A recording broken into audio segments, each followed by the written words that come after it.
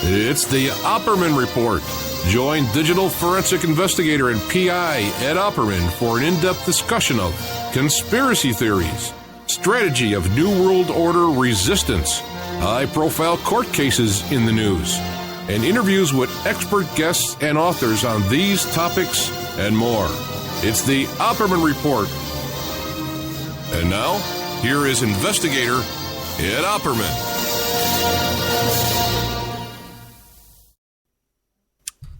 Okay, stop this here. Okay, welcome to the Opperman Report. I am your host, private investigator Ed Opperman. And this show is brought to you by emailrevealer.com. You go to emailrevealer.com and you can get an autographed copy of my book, How to Become a Successful Private Investigator. Also, we have all different kind of searches and services there for you at emailrevealer.com. We got the Thanksgiving coming up and the Christmas holiday coming up. So if you want to locate somebody, let's say you want to find a long-lost relative, an old friend, a long-lost love, we have a People Finder search there. You can, for $20, give us a name, a previous address, previous city, approximate age, and we can locate them for you. But give us some time. Don't contact us the night before Thanksgiving and expect us to find them by Thanksgiving dinner, okay? You got to give us a couple of days on that. Okay, you're separated by adoption investigations, asset searches, locates, background reports, locate, identify somebody from an email address, cyberstalking investigations, emailrevealer.com. Catch them cheating online. Okay, send us an email address, your husband, your wife. We trace it back to online dating websites. Catch them cheating online. Emailrevealer.com. Okay, I got a lot of stuff going on. Busy. I've been going nonstop since last week, since the last show you heard me on. Last Friday night, the last time I was on live. Been going nonstop, man. I am exhausted. You have no idea. Tomorrow night, 5 p.m. Pacific Standard Time. Oh, you know what? You know what my next show is? Tomorrow morning, 9 a.m. Pacific Standard Time on KYAH 540 AM in almost all of Utah.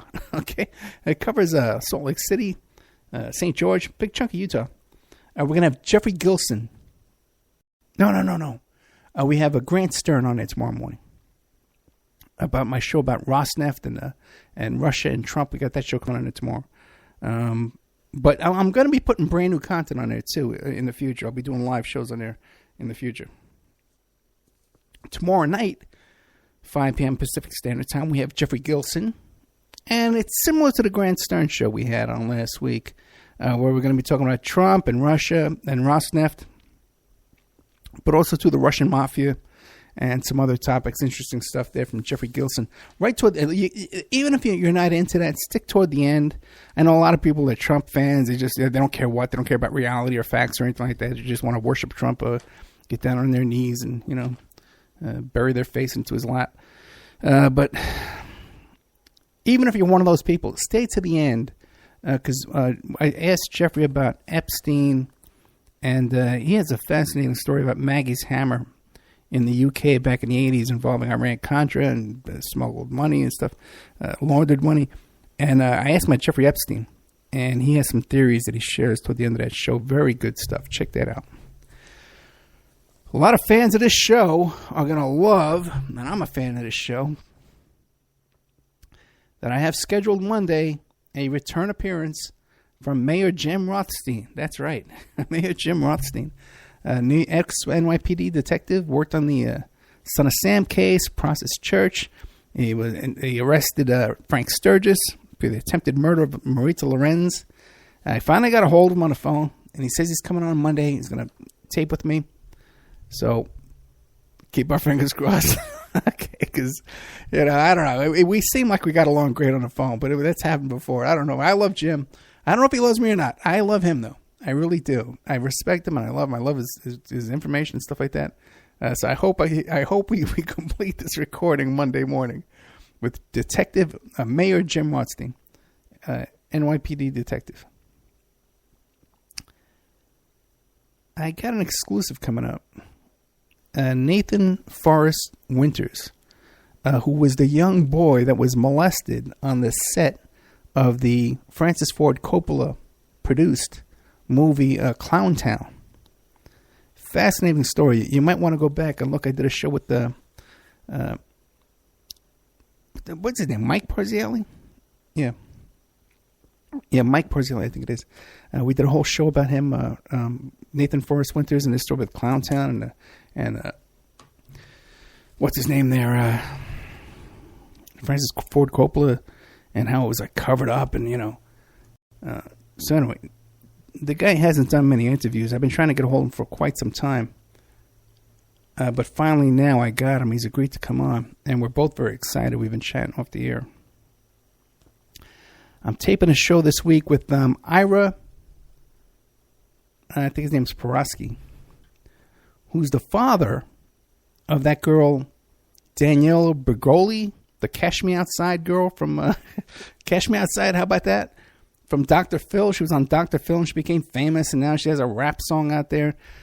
Oh my God, it's so depressing, man. I don't know if the word is depressing, but it's just so painful. I was supposed to tape with the father today, Ira, who is some kind of deputy down there in Florida, He seems like a nice guy. So to prepare for the show, I went back and I watched the old Dr. Phil shows with this kid. Oh my God, when she was like 14, 13 years old. And the kid is just so in pain.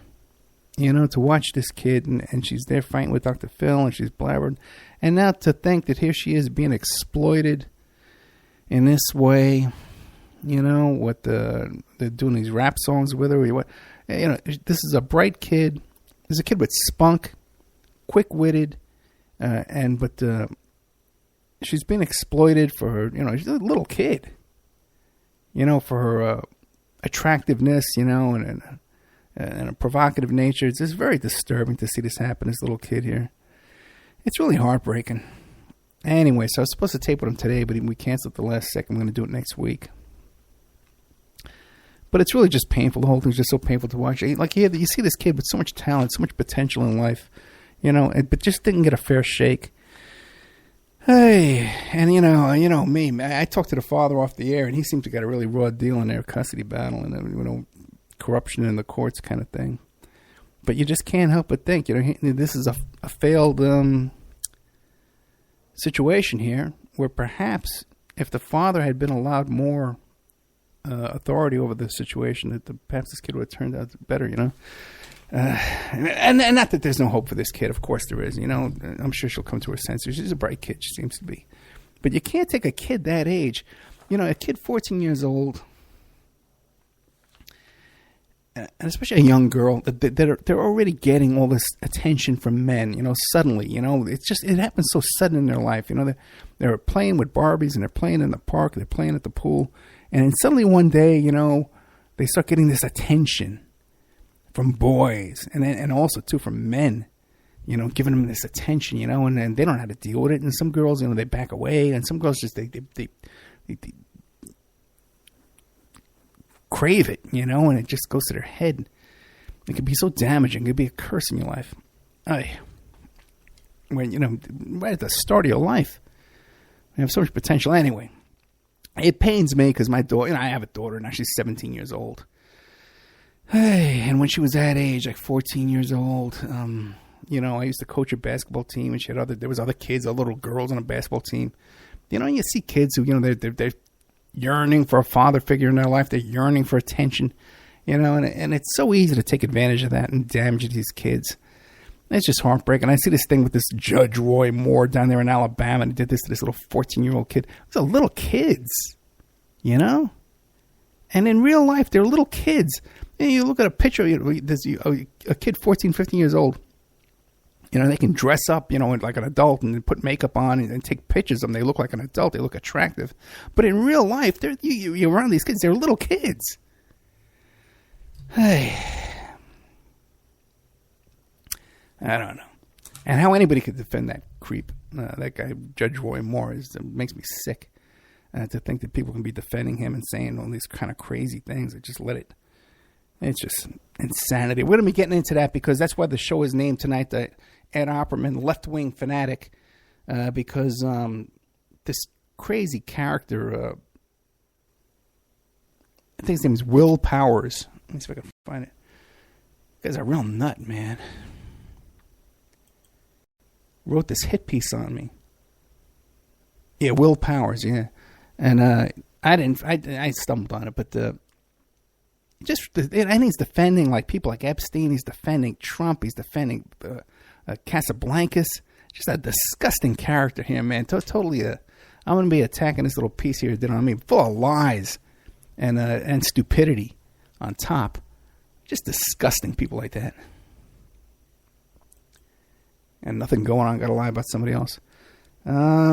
Okay. We'll get to that. We have plenty of time tonight. It's only been 11 minutes into the show. I am so exhausted, you have no idea. I cannot tell you what a week I've had. I was live last Friday night like I usually am.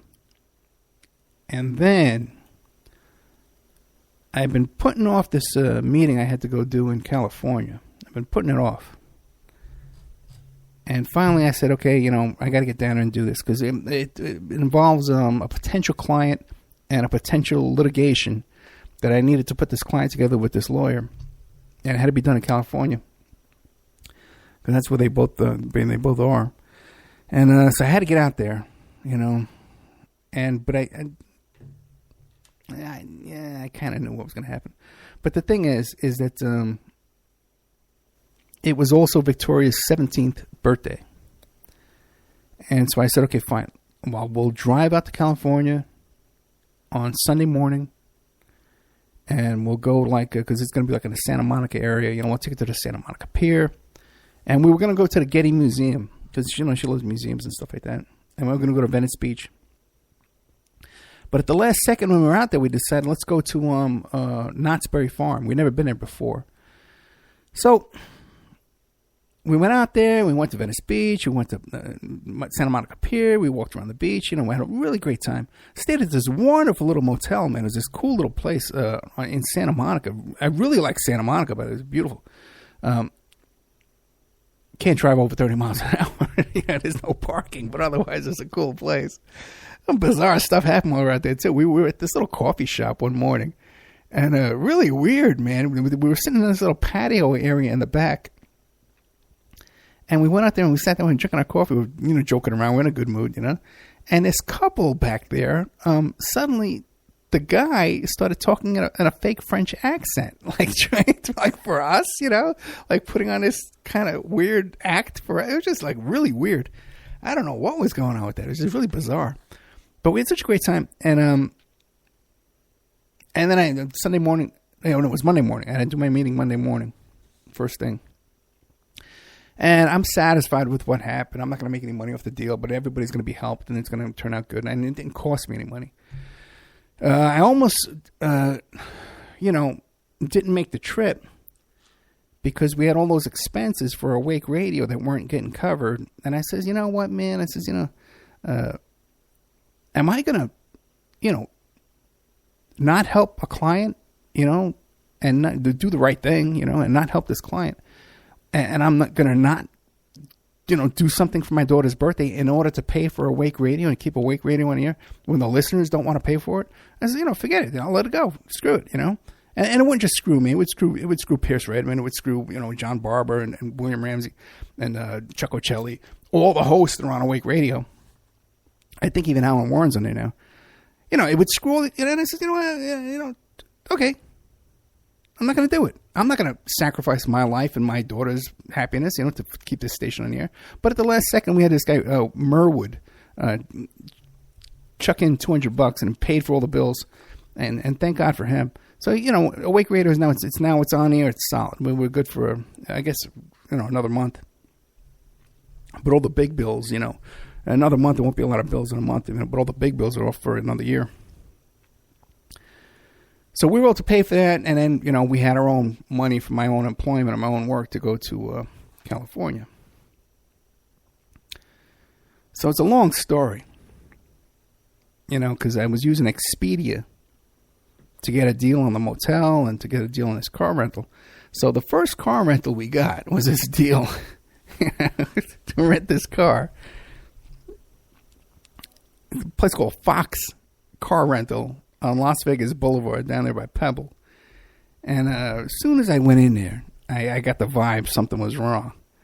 You know, and I'm seeing this line. The line's out the door. And I'm watching everybody when they get to the counter. It's not like a regular car rental place where you just, rent your car and you leave.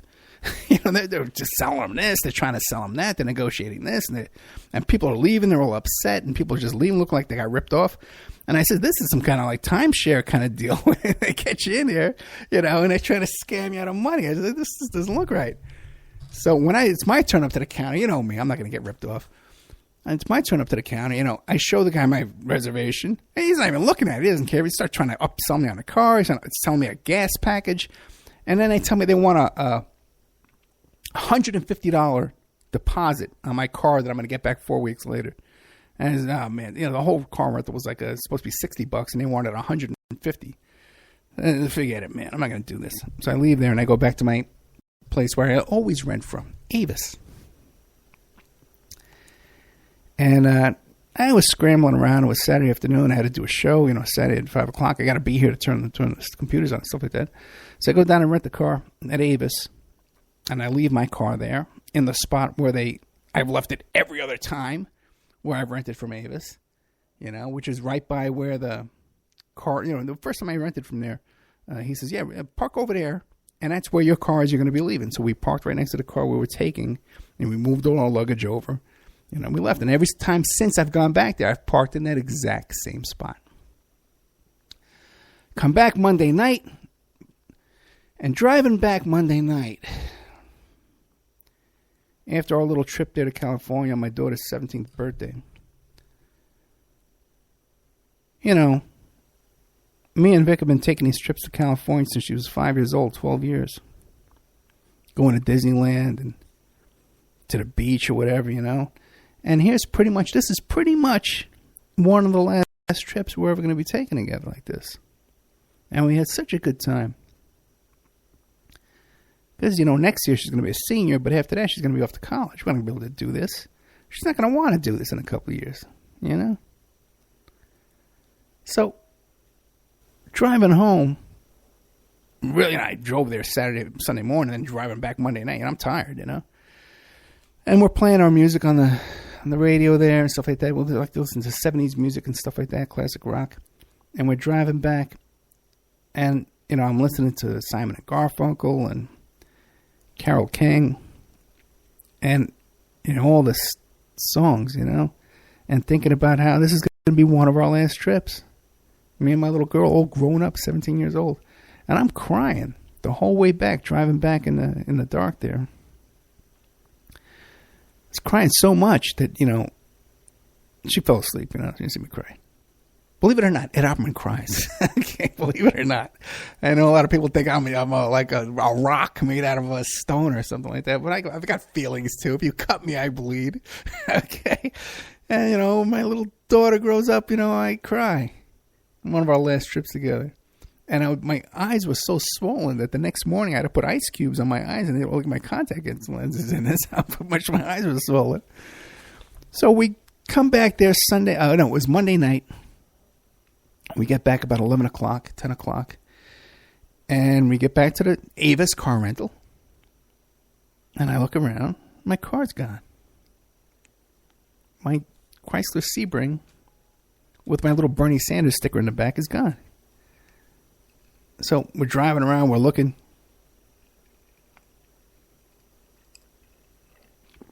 It's gone. And then we're looking for one of those signs for it, like a tow truck. If you park here, it's towed by this tow company. We can find the phone number for the tow company, right? Can't find anything. So we said, well, they didn't tell me the car got stolen.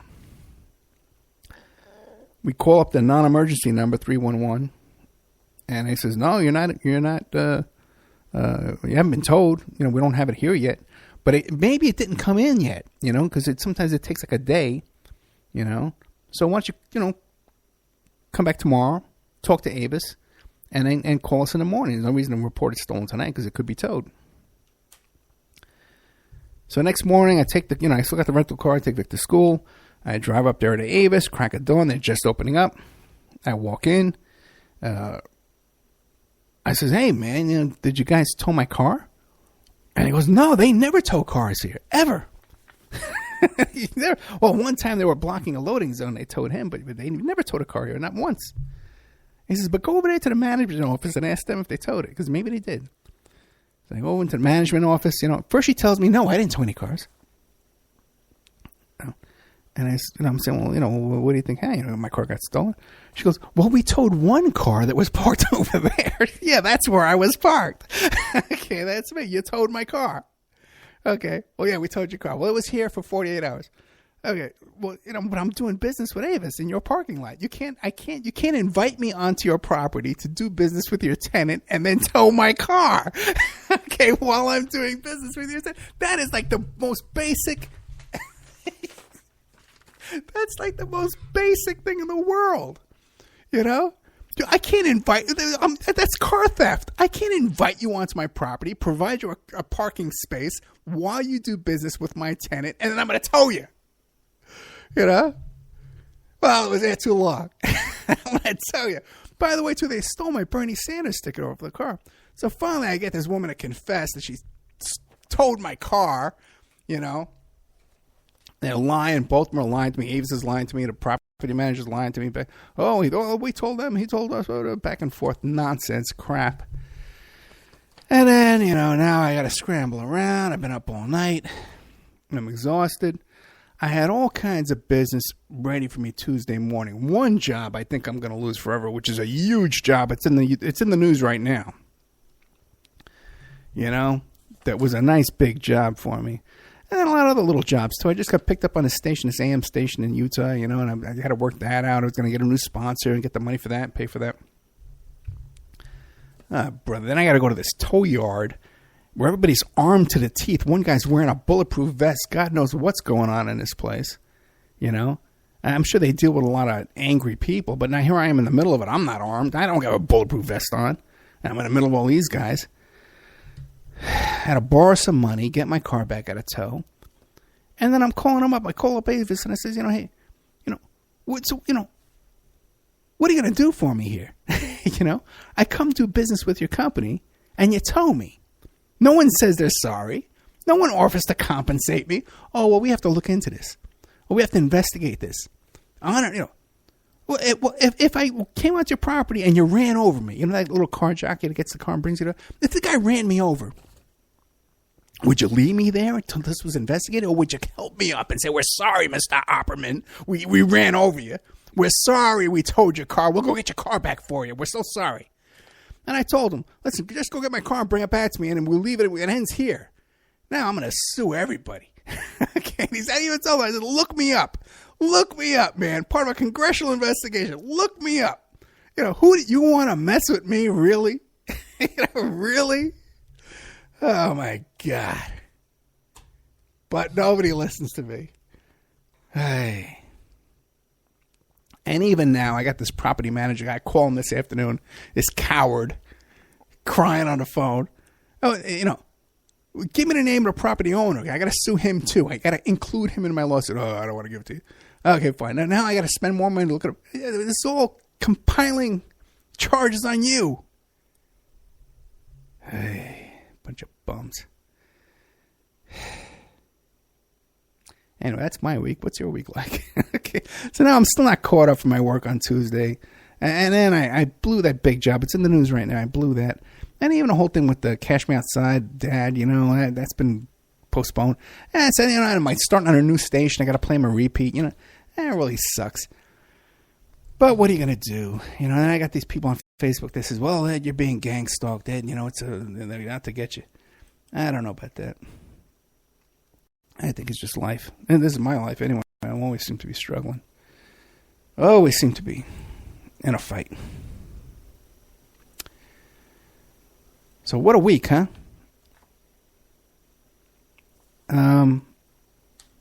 Played before this live portion. I played an interview with what's his name, Randy Fowler, who's the brother of Kevin Spacey. And Kevin Spacey's all over the news this week. But I interviewed Randy Fowler about a year and a half ago, maybe 2 years ago. First guy to interview this guy. This is the only audio interview with this guy in the whole world. Was with the Ed Opperman of the Opperman Report.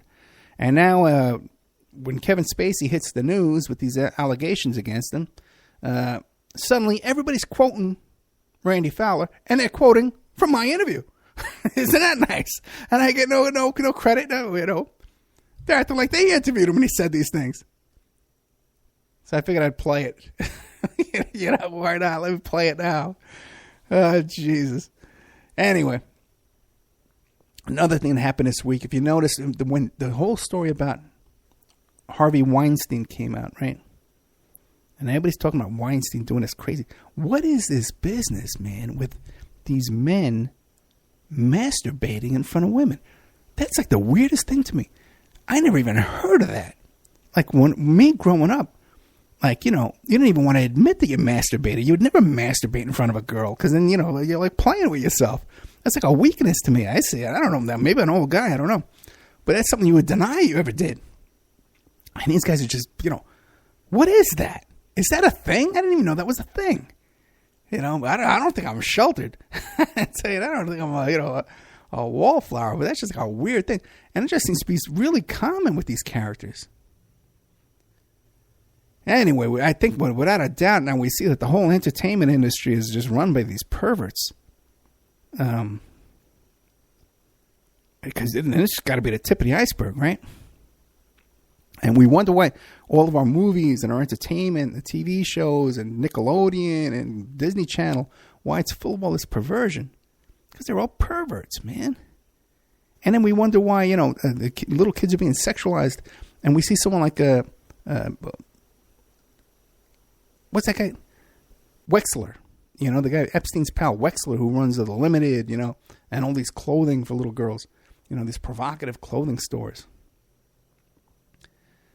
But when Weinstein first came on the news, the first thing I started talking about is, hey, guys, I know this guy's a well-known pervert, but there's a lot of other accusations about this guy using threats of violence and intimidation and all kind of stuff.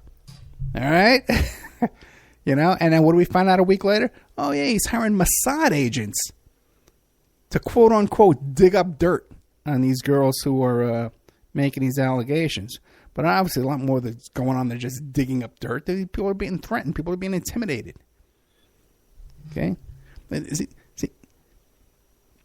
when I tell you something, it's because I know something. All right? All right. And sometimes when I tell you something, it's because I know something, and you may not be able to find a news article about it or a link about it or Google something about it, but you're finding out firsthand from a guy who's involved. Okay? And I can't always say to you, hey, I know this because of this, this, and this. Okay? But have I been wrong yet? And there's a lot of, you look at the whole Pelicano situation. I was talking about Pelicano. I've been talking about him for years. And there's another guy, too. Threatening people, intimidating people, working for big lawyers there, and the whole thing comes out this week about who's this kid, Corey Haim and Corey Feldman and Charlie Sheen, all coming out now. Who told you about that years ago? Okay, and I know a lot of people there are saying, "Well, Ed, what about so and so saying this and saying that?" Yeah, I know all about that too. I know what's going on behind the scenes. Okay. Speaking of which, here's a good one for you. Everyone's talking on the news right now about how OJ got kicked out of the Cosmopolitan, how he got kicked out of the Clique nightclub. I already got 10 people come to me. People that were there, people that worked there that night, tell me exactly what happened. And it's not quite what you hear about at TMZ or on the news. Okay. First of all, OJ's hanging out with these young guys in town here. These like 35-year-old guys he's hanging out with. Okay? Who are different kind of guys than OJ. OJ's like a 7-year-old man. He's hanging out with these young guys at these clubs, these bars. But the situation that happened there that night was that some of the waitresses were being rude to OJ. Okay? And behind the scenes, the story is that OJ had a reason to be pissed. Okay? Now, the little things got a little out of hand and some glasses got broken. But it wasn't OJ that broke the glasses. And it wasn't OJ who got everyone kicked out. So there's a lot of stuff, and so here's something you see reported in the news, you see it on TMZ, you see a clip, okay? But right away, people start coming to me what really happened, all right? Just like when I told you about the Vegas shooting, and I says it's going to turn out that if there was a second shooter, quote unquote, if there were other shooters that night, it's going to be jittery, nervous, panicky cops. And what happened? It came out a couple of weeks ago that one of the cops discharged his weapon up there in the hotel. They're admitting to one now, but if they admit to one, they're going to be 20. Okay? Because of what went on that night. But again, people from far away, they want to watch YouTube and they come up with this nonsense and fantasy world stuff. All right, let's take a little commercial break. What are we doing here? Oh, boy. Okay, we'll be right back after these messages.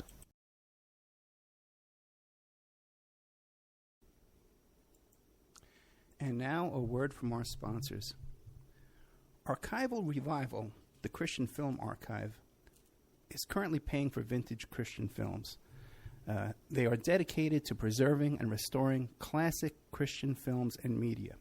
So if you have an original prints, negatives, or other film elements of classic Christian films, or you have audio recording masters for classic Christian record albums, they want to buy them from you. So email archival.revival@gmail.com and they're going to make you an offer. Archival Revival wants to preserve these classic Christian films so that they continue saving people for years. These films have brought people to salvation. They want to continue that.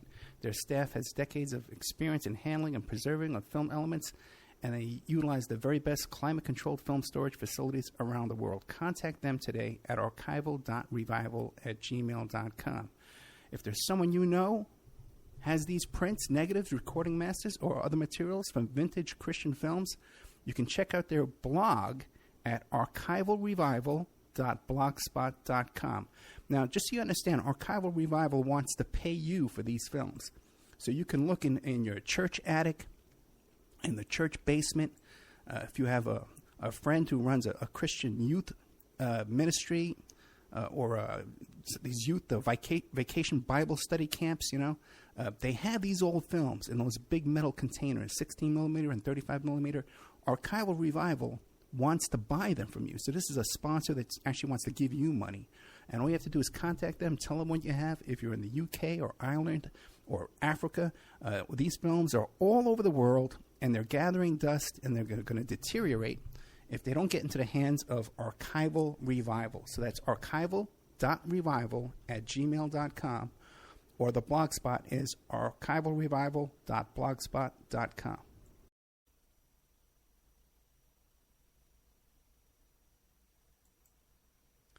Don't forget, this show is brought to you by pscoco.com. Phoebe Sod is an independent curator with the Cocoa Exchange. The Cocoa Exchange is formerly known as Dove Chocolate Discoveries, and they make the finest silky smooth chocolate because the products start with the best cocoa beans, which are tested for quality and flavor by expert technicians.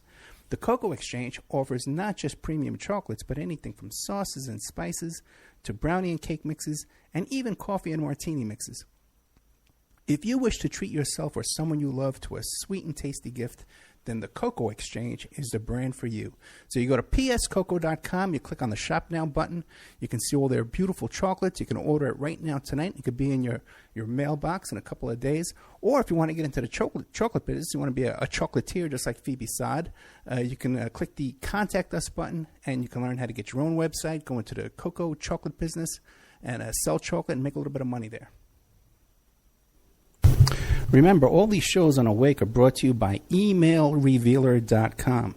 You can go to emailrevealer.com and get a copy of my book, How to Become a Successful Private Investigator.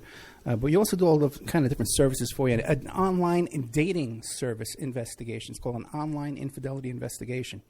And that's where you give us your husband or your boyfriend, your girlfriend's email address, and we trace it back to their online dating websites, and we return a list of all the dating sites that email is registered to.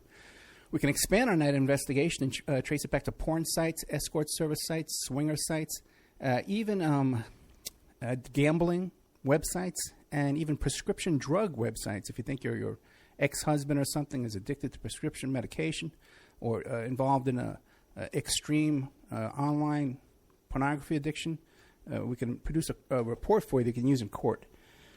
Adoption investigations. If you want to locate your birth parents or your birth child you gave away for adoption, we can do adoption investigations for you. Asset searches for you. Locate bank accounts, hidden assets, hidden properties, hidden income, all different kinds of services in the asset search investigation. Email tracing. If you need to locate or identify somebody from just an email address, we can do an email trace investigation for you, and all kinds of digital forensics, computer and cell phone digital forensics, where we can recover deleted content from an email or a hard drive and produce a report for you that you can use in court. That's emailrevealer.com, or you can contact me at oppermaninvestigations@gmail.com. Okay, welcome back to the Opperman Report. Let me end that over here 1 second. Okay, welcome back to the Opperman Report. I'm your host, Private Investigator Ed Opperman. Coming up after this, Pierce Redmond on Porkins policy on many of these stations who listen to this show right now. I'm going to be interviewed by Pierce Redmond. I mean, he has, who's that kid? Abby Martin's brother, Robbie Martin. And then he has me. I guess that makes me the headliner. I'm just kidding, But when we talk about Feldman and Epstein and the usual stuff, Weinstein, Kevin Spacey, all the stuff that was going on this week. So you can catch that later on after this. Okay, all right, we'll be fine.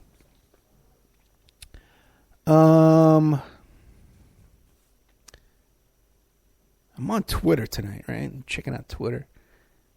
And I'm watching this thing. There's this guy, I'm sure he's a nice guy. He's a decent guy, stuff like that. He wants to investigate things and report on things. Young guy. And he's all upset and confused. And this is something he's been working on for like a year or two, And he's trying to get the cops, a statement from the cops to find out what's going on with this thing he's investigating. And for some reason, they can't seem to get a straight answer from the cops. Now, at one point, some guy says, yes, I wrote this letter to the police department, dear police department, and they come back at me and they says, well, contact our information office. But they're being deceptive. They're being elusive, with their responses. My God, this is what you do. The first thing you should do is when you call, you look up where is their information office, where is their press office to speak to the press. You don't go looking for the cop's name who's investigating the case. You look for the people who are there. Their job is to communicate with the press. You're the press, okay? And then I'm reading these long emails he's sending to this poor cop about how DeFango says this and Bullfrog says that. And look at this YouTube channel. And what do you have to say about this? My God, just put yourself in this cop's shoes. And if he's going to get a freaking crazy email like that, is he going to take you serious? I got to tell you something. I work on cases, real cases that don't make the news, real stuff, day in, day out kind of stuff. Okay? Where I'm sending them, notarized reports. I'm trying to get them to investigate something. They're getting notarized reports from investigators, from digital forensic investigators, computer forensics investigators. And even then with all that, you can't, former FBI agents, even then you can't get them to get off their butts and do something. And you're going to send this cop, Bullfrog, investigate. Bullfrog the hacker hacked in here, and what do you expect, man? What do you expect?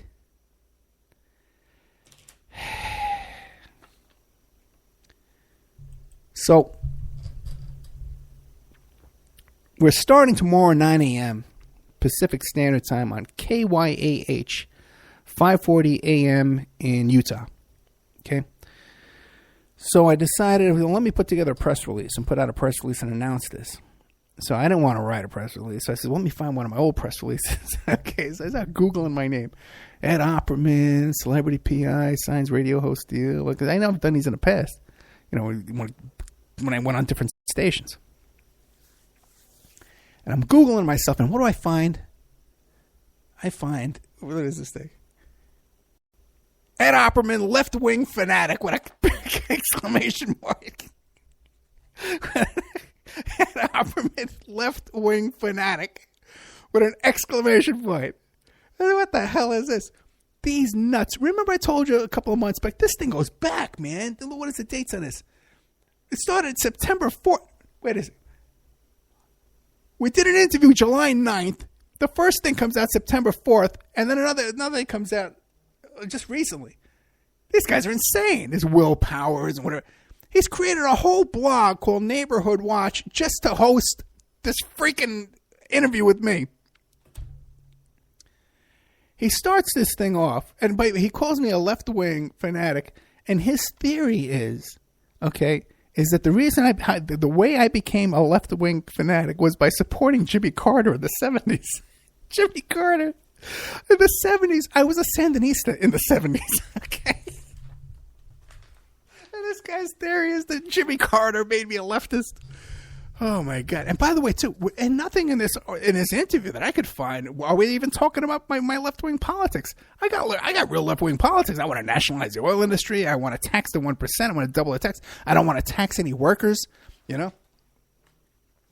I got real leftist politics, man. I'd love to talk about. None of this is brought up in here. But what do we do bring up in here? We bring up people like Jeffrey Epstein and Casablancas and Charlie Sheen and Donald Trump, okay? And this guy thinks they're great. God, I'm not going to show you. He wants to defend them all. Guy never met a pervert he didn't like. This creep. Will Powers is liar. Will Powers. I was thinking too, this is so blatant hatchet job where and I have the entire recording of the interview. He claims here in this transcript, we had technical difficulties and we missed this part here and we clipped this part out, we clipped that part out. Well, why didn't he come to me and say, hey, Ed, because he knows by now, because we already been talking about this, when he put up his first hatchet piece on me, on his other blog, this old blog is just created for me. I know a little something about defamation lawsuits. Okay? I've sued people for defamation and won. Okay? I've collected evidence in defamation cases that have won. I've negotiated a settlement in a $60 million defamation case. So I know a little bit about it. I've been threatened with defamation. Cease and desist letters. Okay? I've prevailed every single time. I never lose. Okay? I never lose. Keep that in mind. Now, these guys, I don't know who they are. They're half crazy. They're full of crap liars. Okay? Because some of this stuff we've gone over, and they're just repeating the lies. If you're a real journalist, okay, or even want to pretend you're a journalist, and you interview somebody, okay, if you have some questions about what they said, you contact them and say, hey, can you clarify this? You don't take an interview and then spend 2 months trying to find something that disputes what I said without checking with me. If you're confused about something, if you're a stupid idiot like Will Powers, just contact me and I'll clarify for you. Just like I already did. Like one of the things we talk about in this interview is the Kronkin. I forget the woman's first name. But this fallacy about how there's 1,400 pedophile arrests under Donald Trump in the first month and blah, blah, blah. There were no arrests under Obama the year before, blah, blah, blah. Complete nonsense. I did a whole investigation on this. Real work. Real investigative work. Real life stuff. Not where I got Bullfrog and Defango and Watchapaloo and YouTube and all these idiots. Okay? But where I actually call up the information office of the Los Angeles Sheriff's Department, the people who conducted the investigation, and I ask them, give me the press releases. I ask them questions, okay, and they give me answers, and then I report that back to people. And I found out that everything written in that Kronkin article was crap. Okay? And then when I told that to these two jokers here, all right, that they're arguing with me back and forth, I says, well, here's the number. You can call them and verify it yourself. He says, well, the police are going to lie to us. This is what they tell me. We can't believe the police. They're going to believe Kronkin, but they're not going to believe the police. So one of his 6 facts he found incorrect in my interview here was that when I report that Kronkin's article is inaccurate, they quote Kronkin's article to say that I'm inaccurate. When anybody impartial who has gone and looked into this and looked into Ed Opperman's disputing the Kronkin article, everyone said I'm right. No one's denying this, except for this nutcase Will Powers and his anonymous friend Jim. And it starts out here. This whole thing starts out where he says that I contacted him. He says he received a Skype call from Ed Opperman to conduct an interview. Like I'm looking for these anonymous nuts, okay, with no platform. You know how many people have read this article before tonight? 3 people. You know how many comments they've gotten? 1 from me, because I stumbled on it tonight. Nobody knows who this nut is, this fool. And when you listen to the, by the way, the audio interview is up in OppermanReport.com in the members section. I didn't even put it in the special archives because it was so pathetic. I felt sorry for these characters mumbling and jumbling. And if you listen to this, it's not even an interview. It's like a conversation. They're talking half the time with their nonsense. So they try and sound like I contacted them to be interviewed by these nuts. Okay? And I tried to keep it going because, when I try and make use of my time, take some value from my time, that I was going to put it in the members section. So I'm trying to keep this thing interesting. Hey. Anyway, they're complete nuts. Let's see here. And his theory is that I become radical left because... and then he's comparing me to some other guy who's a radical leftist. Well, if you're doing an investigative report or any kind of an interview, it doesn't matter how many other people you know who have other opinions or whatever. You're only supposed to report on the person you're talking to. Okay, not that, well, he's just like some other guy I know. You know what I mean? This guy's a freaking nut. Oh, God. All right. Let's see here. Okay, they start out asking me about the Arliss Perry case, and I tell them about this guy McCracken I interviewed. Now, they don't, Brian McCracken. Now, they don't bother, that's in my member section. They don't bother to listen to that interview. They didn't go by the interview, but they're telling me I'm mistaken. Maybe McCracken, maybe the detective involved in the case doesn't agree with McCracken. McCracken's friends with the guy involved in the case, the guy who ran the case. It is that complete garbage. Hey. Let's see what else. Okay, McCracken. Another thing, too, is one of my mistakes is that I said that... here's a good one. I'm talking about how Trump is a globalist, right? Because he had Henry Kissinger in his office. And then he's friends with Adnan Khashoggi. These characters come back and say, well, there's no evidence that Trump was friends with Adnan Khashoggi. All they had to do was Google Trump Khashoggi. And what comes up is this girl, this model, Paula Patricia, who talks about first she went out on a date with Trump and then he passed her off to Khashoggi. How's that for a connection between Trump and Khashoggi? They're dating the same girls. They're passing the same girls back and forth. Okay? They're defending Casablancas. Google, and I said how Trump sent his daughter Ivanka to go work for elite modeling agency with Casablancas. Google Ivanka Casablancas. You'll see pictures of Trump and Casablancas galore together. Okay? You'll see articles talking about how Ivanka worked at elite modeling agency under Casablancas. Hundreds of articles. Idiots. Then another thing. Notice a pattern here? Who they're defending? Every single time. Another one is, I'm talking about the lawsuit where Trump and Epstein are co-defendants in a case where they're accused of raping 13-year-old kids. Where there's a defendant, a plaintiff who signed a sworn statement, and 2 witnesses. Okay? This nut job has that lawsuit confused with the Virginia Roberts case where she sued Epstein and she sued Ghislaine Maxwell. And he's bringing up, Ghislaine Maxwell said that Trump was a nice guy. Yeah, well, Ghislaine Maxwell, Virginia Roberts worked for Donald Trump. Did you know that, idiot? She worked for Donald Trump when she was 13 years old at Mar-a-Lago. That's where she was purloined by Epstein's pimp, Ghislaine Maxwell. Her father worked at Mar-a-Lago for Mr. Trump for years and years and years in the maintenance department. Did you know any of this? Did you bother to learn any of this? Did you bother to ask me about any of this before you write this crap? This delusional crap you wrote here? You're going to really enjoy yourself if you Google this. Then another thing he says that I got wrong. One of my big errors, that my big mistakes, is that when I talk about Charlie Sheen shot his wife or his girlfriend in the butt. He's like, she wasn't shot in the butt. She was shot in the arm. Okay. All right. Okay. You freaking idiot. And then he goes to find links to other stories on cases that I've worked on myself personally, where the people involved in these cases considered me to be such an expert that they came to me and consulted with me on their litigation. And he's going to post a link to some Wikipedia nonsense. This is my work. This is stuff I worked on, idiot. Freaking idiot. And every time there isn't a pedophile this guy doesn't like. He's not defending. It's not a pervert this guy doesn't like. And I'm telling you guys, I'm trying to explain to people, behind the scenes, there's a lot of levels at all this stuff.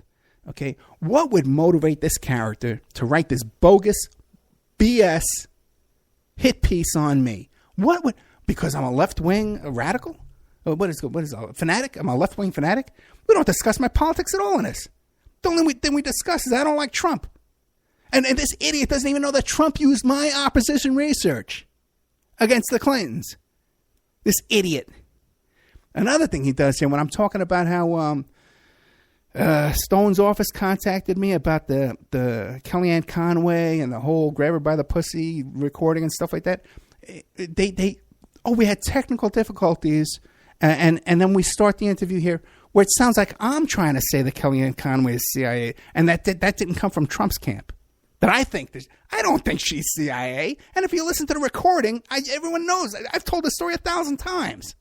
It was Trump and his idiots over there saying she's CIA, not me. It's the simple stuff. You can't be this dishonest and not get caught. You freaking liar. And you know what, man? I tell you, I really should sue this piece of crap. I really should. Him and his anonymous Jim. I could find both of these characters. And if anybody out there wants to fund this litigation, just finance it for me. You can keep everything I win. This is open and shut. Just fund it. I'll do the asset searches. We'll find if they got any money. You fund it. We'll sue the hell out of them and destroy them. You can't lie about people like this. All right? With your agenda. Okay? So that's pretty much all the crap. And a lot of edits in here. I got the whole thing on the website. Anyway, anybody with half a brain can read this and laugh at these clowns. And the other thing, too, is...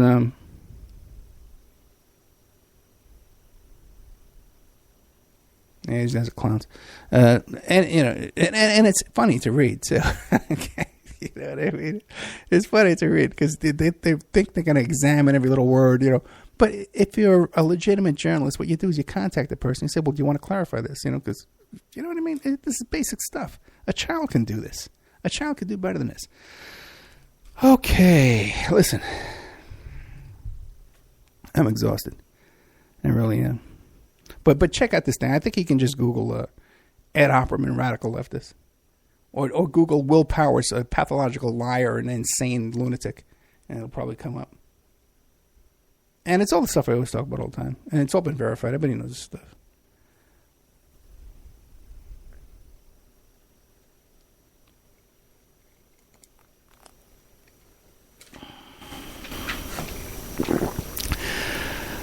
Check out the member section.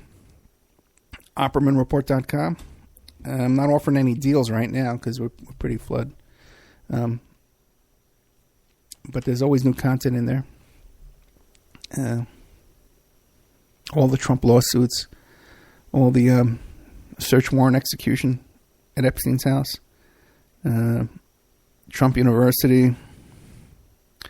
I'm going to be putting up, I got a whole bunch of Son of Sam documents that I want to put up in there. Pictures and stuff like that. All the Son of Sam letters, I got all that stuff. I just got to get around to it. Let me think. Anyway, coming up next is Pierce Redmond. I'm going to be interviewed on there. You can hear me for another hour. You can never get enough, right? Let's see.